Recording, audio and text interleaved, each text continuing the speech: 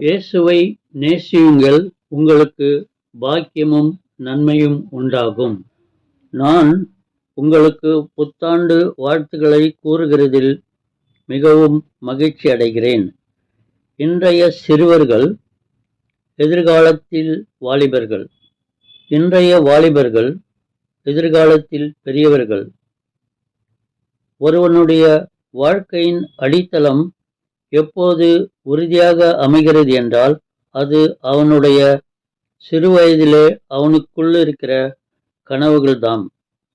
சிறுவயதில் கனவுகள் காண முடியுமா என்றால் நிச்சயம் முடியும் என்றுதான் நான் சொல்லுவேன். தூக்கத்தில் வரும் கனவுகள் சிலது உண்மையானது.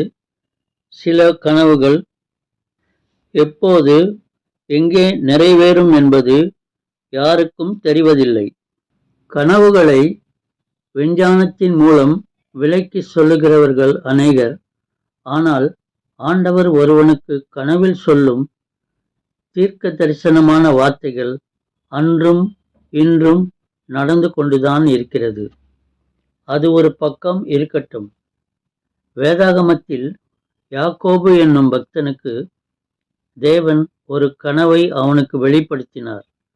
பூமியிலிருந்து பரலோகத்திற்கு ஒரு ஏணி வைக்கப்பட்டிருந்தது. தேவ தூதர்கள் பரலோகத்திலிருந்து இறங்குவதும் கீழே இருந்து மேலே செல்லுவதுமான கனவுதான் அது. யாக்கோபு அந்த கனவை கண்டு, தேவன் என்னை நேசிக்கிறார், எனக்கு உதவி செய்ய போகிறார், என்னை எப்போதும் வழி நடத்துவார் என்று நினைத்து தான் கனவு கண்ட இடத்திற்கு பெத்தேல் என்று பெயரிட்டான். இப்போது நாம் கனவுகளை குறித்து சற்று சிந்திப்போம். கனவுகள் இரவிலும் வரும், பகலிலும் வரும். எதிர்கால வாழ்வு எப்படி இருக்குமென்று ஒருவன் தன் சிறு வயதிலே பகலில் கனவு காண்கிறான். அதாவது அவன் நினைக்கிறான். அநேகர் எதிர்காலம் எப்படி இருக்குமென்று நினைக்கிறார்கள். ஆனால் அவர்கள் எதிர்காலத்தை குறித்து செயல்படுத்தாமலேயே தங்கள் சிறுவயதிலிருந்து விளையாட்டாக உலகத்தின் ஆசைகளில் சிக்கி தங்கள் எதிர்காலத்திற்கான அடித்தளத்தை உறுதியாக போடாமல் வாழ்கிறதை நாம் காணலாம். இன்று தங்கள் எதிர்கால வாழ்க்கை ஒளிமயமாக இருக்க வேண்டுமென்றால் சிறுவர் ஒன்றை சிந்திக்க வேண்டும். சிறுவயதிலிருந்தே கர்த்தருக்கு பயந்து அவர் வழியிலே நடக்கிறவர்களாக இருக்க வேண்டும். நினைவுகள் ஒவ்வொன்றும் நேர்மையானதாகவும் நீதி உள்ளதாகவும் இருக்க வேண்டும். ஏசாயா 55வது அதிகாரம் 8-9 வசனங்களில் கர்த்தர் நமக்கு சொல்லுகின்ற ஆலோசனையை சற்று சிந்திக்கலாம். என் நினைவுகள் உங்கள் நினைவுகள் அல்ல, உங்கள் வழிகள் என் வழிகளும் அல்லவென்று கர்த்தர் சொல்லுகிறார். பூமியை பார்க்கிலும் வானங்கள் எப்படி உயர்ந்திருக்கிறதோ அப்படியே உங்கள் வழிகளை பார்க்கிலும் என் வழிகளும், உங்கள் நினைவுகளை பார்க்கிலும் என் நினைவுகளும் உயர்ந்திருக்கிறது. அடுத்து, நீங்கள் கர்த்தருடைய வழிகளில் நடந்து அவருக்கு பிரியமாய் நடந்தால் அவர் நீங்கள் செய்யும் செயல்களை ஆசீர்வதித்து உங்களை நிச்சயமாக உயர்த்துவார். இப்போது நினைவுகள் சரியானதுதானா என்பதை தீர்மானிக்க வேண்டும்.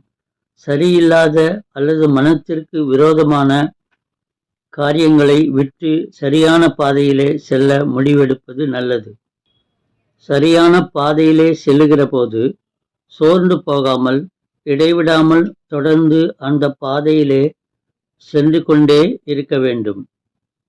பிரசங்கி 11வது அதிகாரம் 9-10 வசனங்கள். வாலிபனே, உன் இளமையிலே சந்தோஷப்படு, உன் வாலிப நாட்களிலே உன் இருதயம் உன்னை பூரிப்பாக்கட்டும். உன் நெஞ்சின் வழிகளிலும் உன் கண்களின் காட்சிகளிலும் நட. ஆனாலும் இவை எல்லாவற்றின் நிமித்தமும் தேவன் உன்னை நியாயத்திலே கொண்டு வந்து நிறுத்துவார் என்று அறி. உன் இருதயத்திலிருந்து சஞ்சலத்தையும் உன் மாம்சத்திலிருந்து தீங்கையும் நீக்கி போடு. இளவயதும் வாலிபமும் மாயையே. நீ உன் வாலிப பிராயத்திலே உன் சிருஷ்டிகரை நினை. நீதிமொழிகள் 14வது அதிகாரம் 22வது வசனம். தீமையை யோசிக்கிறவர்கள் தவறுகிறார்கள் அல்லவோ, நன்மையை யோசிக்கிறவர்களுக்கோ கிருபையும் சத்தியமும் உண்டு.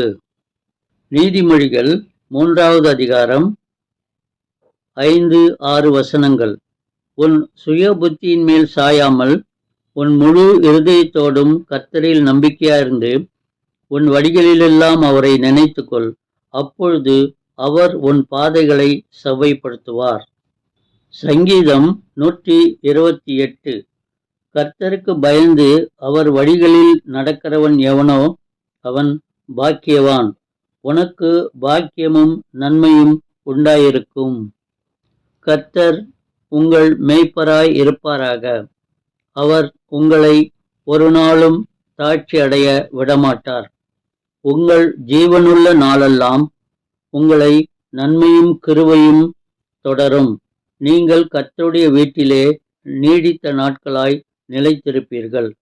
வசனங்களை கேட்ட உங்களை கர்த்தர் ஆசீர்வதிப்பாராக. தேங்க்ஸ் ஃபார் வாட்சிங். Like, share, subscribe.